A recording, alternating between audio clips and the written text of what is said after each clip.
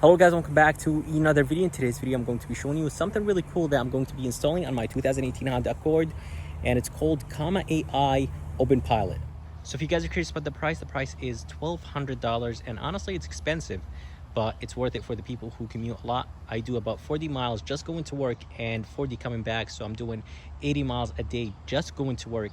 That's beside like hanging out with friends and going to the places I want to go to after work, of course. So I honestly think it's worth it for the people who commute a lot.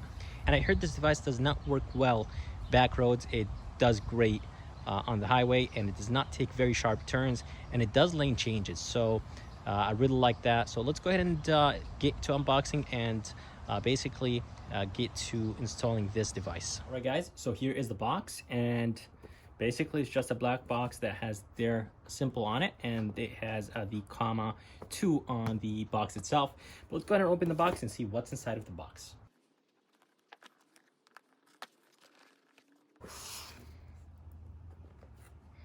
So here is the device, and all we have to do is just go ahead and take it out, and that's how it looks like. It's basically an Android phone, and basically it has that plastic cover around it. Here are the front facing cameras. Those are the two front facing cameras, and in the back is they're going to be the fan, and here is the back camera for the lane keep assist and basically the radar. And here is a plug to plug in it seems like that's a USB-C, and that's about it. Let's go ahead and open the box more, because the cables are going to be inside.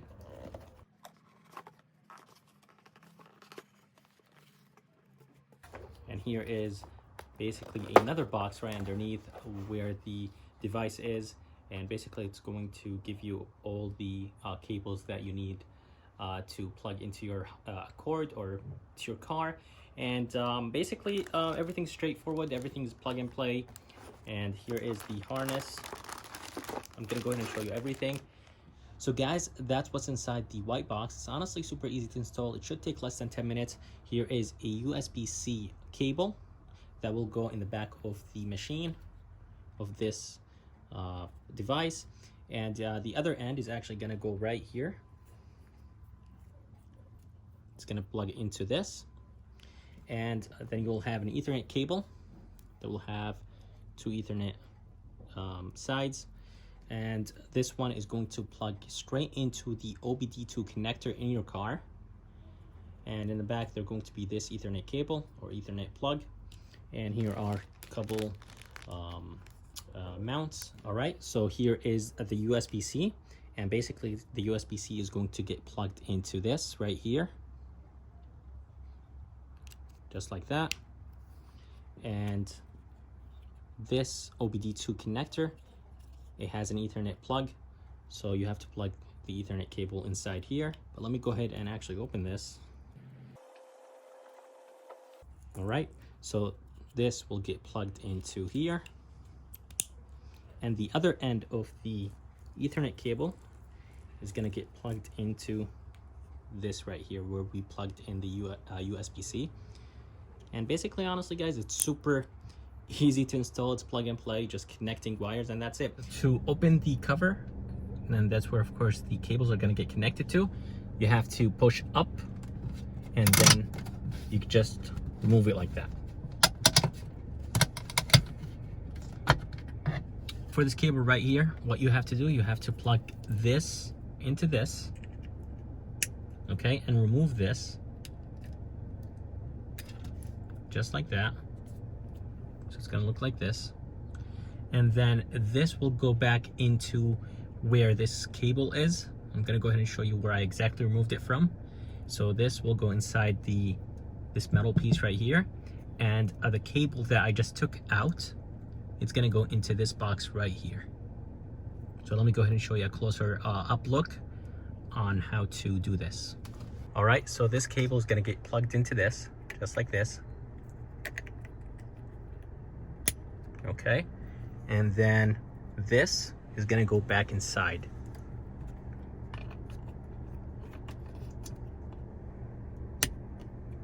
Just like this. And this cable will go all the way to the OBD2 connector. So this cable is going to go all the way where the OBD2 connector is, which is in the bottom right there. So guys, I just connected it to the OBD2 connector in the bottom. And basically that's the power source. To be able to turn on the device, you actually have to plug it into the OBD2 connector. But anyways, as I told you guys, this one has a USB-C. So I'm gonna go ahead and take this cable and plug it straight into this device, into this box right here, and that basically will turn on the device. So let me go ahead and do that. All right, so I plugged in the USB-C and I'm waiting for it to turn on. So we'll see what's gonna happen after it turns on. I believe it should give us two options. The first one should be the dash cam software, and the second option should be software advanced. But let's go ahead and see. Click continue. And then it's actually looking for a Wi-Fi now. And let's go ahead and connect it to my home Wi-Fi. I'm gonna go ahead and put the password, and I'll get back to you guys. All right, so I'm gonna go ahead and click continue.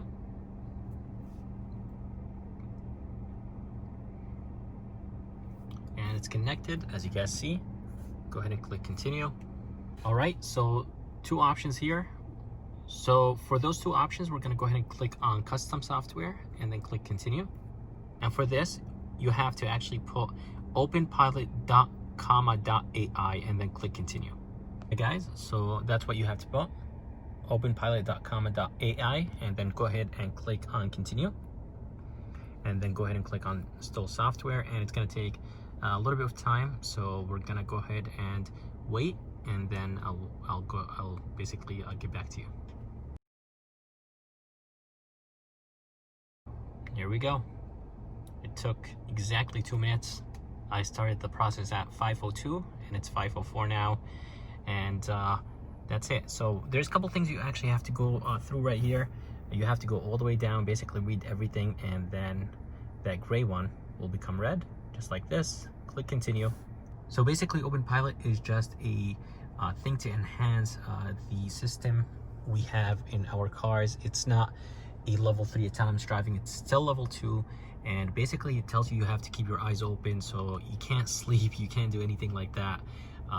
You have to take over at any time. You have to be cautious at all time.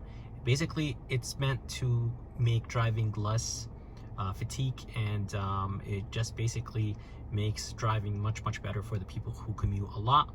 Basically just go ahead and accept all these, and then go through the questions. So guys, that's it. Basically that's all you have to do.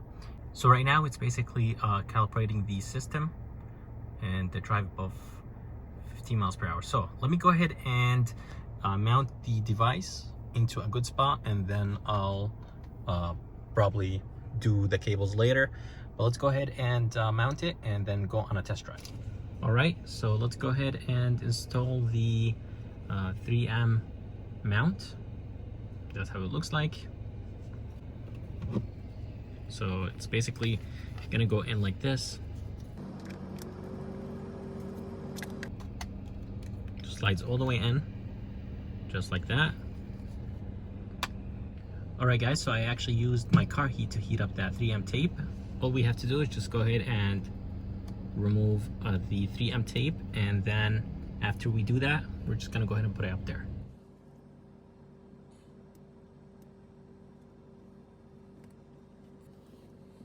All right guys, so I just plugged it in, and that's how it looks like. And I made it as centered as possible, so it's not directly right underneath the radar, because actually the radar is more to the right. So I pointed it. It's not probably 100% in the middle, but I did actually look from the outside, and it looks pretty good.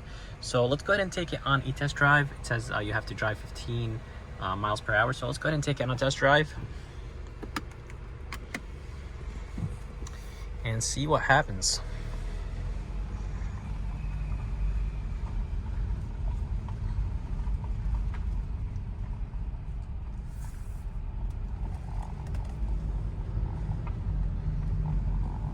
it's really hard to see because it does have actually auto brightness, so it basically goes up. The brightness goes up when there is a lot of sunlight.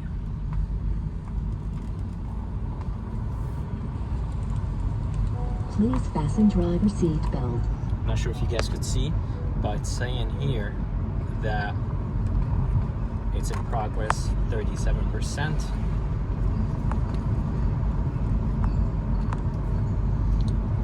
And I'm sorry that the camera is shaking, but I actually have to do this while driving just to show you how exactly it is.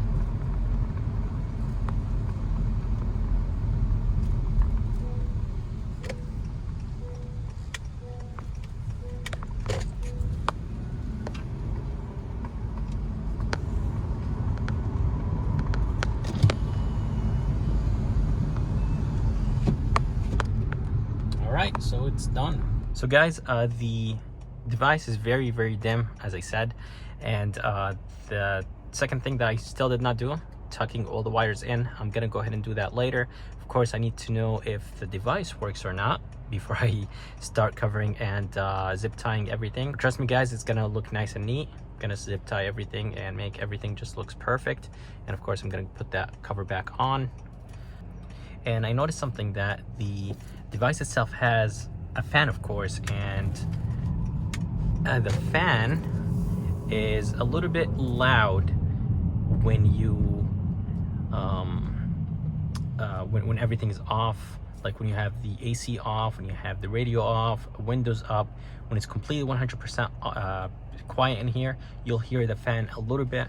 It's not annoying, it's not loud at all, but you could definitely hear like a small fan spinning, but honestly it's not a big deal.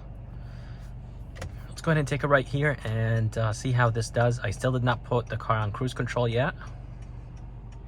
And good thing about it, it says the miles per hour. I'm not exactly sure if you guys could see that, but that's actually really, really good.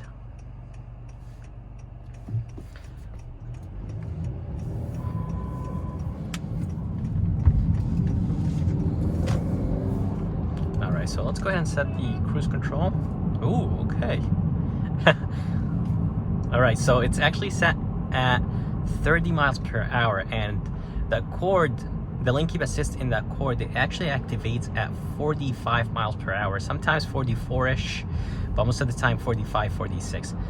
30 miles per hour, all I had to do is just set it to set, or set the cruise control to set, and it's doing everything right now, 100%. And I'm gonna go ahead and show you that device in a minute, the way how it looks like.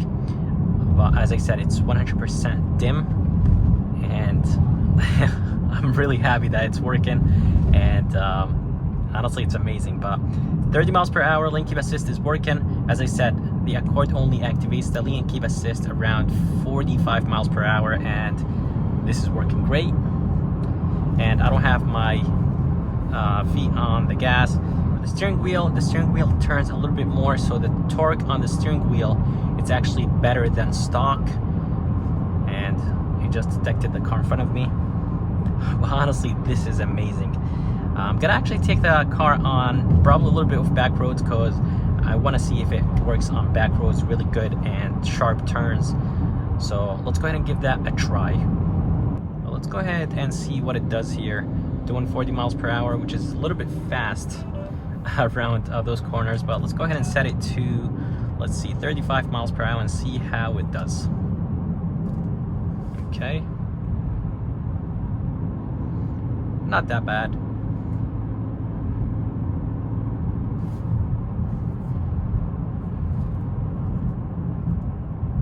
I'm not pressing the gas, I'm not pressing the brake pedal.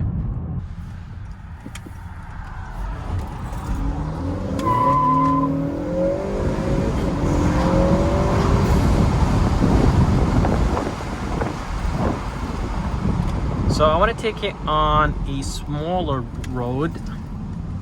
Let's see how it does. Set the cruise, and let's see how it does. It's not driving in the center, and basically it's saying take control on the device, because it doesn't really know where it should go. But let's go ahead and turn right here. Let's go ahead and set it one more time. 25 miles per hour, and let's see how it does. And it actually reads the curbs, which is very good. There's a truck parked on the side. All right, so it's leaning a little bit more on it, which is not good, of course. But good thing about this system is that it learns by itself, or the more driving you do, the better. Let's go ahead and set it here and see what happens.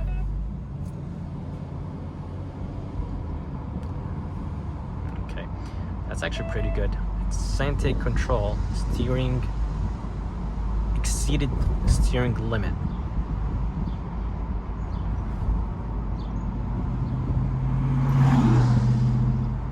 All right, so it's actually doing pretty good.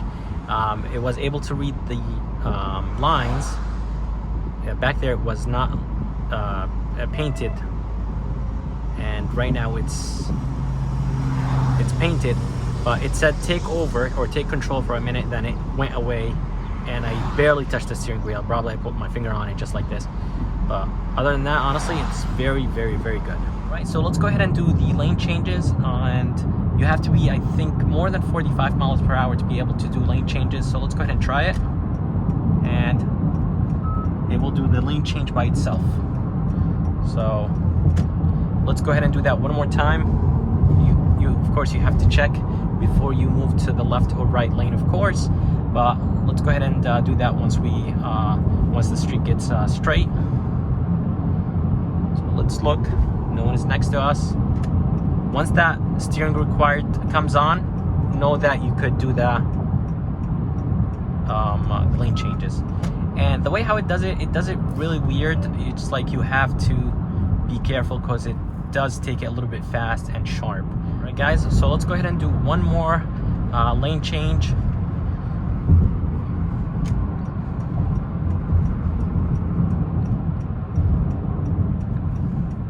That's it. It's super easy. I personally wouldn't do it. I don't really feel comfortable doing it all the time, but it's honestly really cool to have.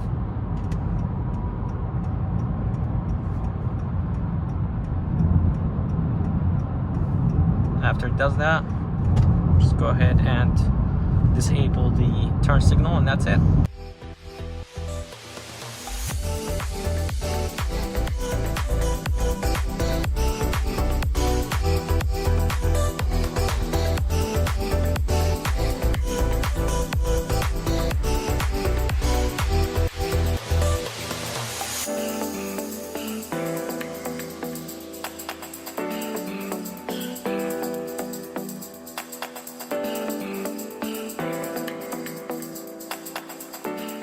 Guys, that's what I did. This small cable right here, or small box, is basically sitting right there, and it's nice and doesn't really move around that much, and the cables come out from here. This small box has 3M tape on it, and the Ethernet cable goes from here inside the headliner, and then it goes all the way, of course, right behind the headliner, and then I tucked it inside, and then it goes right here, just all the way down. And then it, of course, it plugs in into the OBD connector. And of course, I'm going to be using this to be able to turn on my camera, my dash cam 24/7, and turn on, of course, the OpenPilot. All right, guys, so this is my dash cam plug, OPD2, and I need to plug it back in, but the problem is that I have the OpenPilot plug plugged into the OBD2 connector. And basically this cable, what it does, it keeps my camera recording 24/7. You could put that on a $20 dash cam or a $200 dash cam. It works. Basically, it turns off the dash cam once the car battery reaches 12 volt. So the solution for this is this cable right here. And they are basically two females, one male cable. And basically I'll plug this cable into the OBD connector on the car, and then my dash cam will get connected right here, and the OpenPilot will get connected right here. And that's the fix for this problem. So I tucked in all the cables. There's nothing, literally all you could see is just the wire that is plugged into the OBD2 connector, and right here on the side there's no cables at all. And going inside, There is no cables at all. And then you come here, of course I have my dash cam, and then the cable that is going right, the cable that is going from the dash cam into the headliner, of course, is visible. And you have two cables, the Ethernet cable and the USB-C that is going to the device itself. But other than that, everything looks good. And the way how everything is, it honestly doesn't block my view at all, which is very good. And I closed the case or the cover, and right here I did not close it all the way. I could push it in to put it in place, but I don't want to hurt those cables, so I'm just gonna leave the case or the cover, I should say, open from this side. But it did click on this side, the bottom sides, so everything clicked in, but this side did not. And I left it this way on purpose because I don't want to damage those cables. But other than that, everything looks really clean and everything looks very good. And I really like the way how everything is. Hey guys, so I just came back from the test drive, and honestly I think it's pretty good. I really like the way how it does everything. It does lane changes, it's very nice. It drives pretty good on back roads, but I honestly don't recommend it, and drives amazing on the highway. And honestly I think it's worth it for me since I do a lot of commuting, and probably it's not worth it for a lot of people since maybe they don't drive a lot. But it's really cool to have it. It's an amazing device, and honestly just improves the stock system that the car has and makes it much better. And of course this is a level 2 autonomous driving, and of course you gotta keep your hands on the wheel. But guys, I really like it. It drives very nice and very smart, and as you guys saw, it does lane changes. But guys, that's it for this video. I hope it's not long, and if you guys like this video, please subscribe, and as always, I'll see you next time.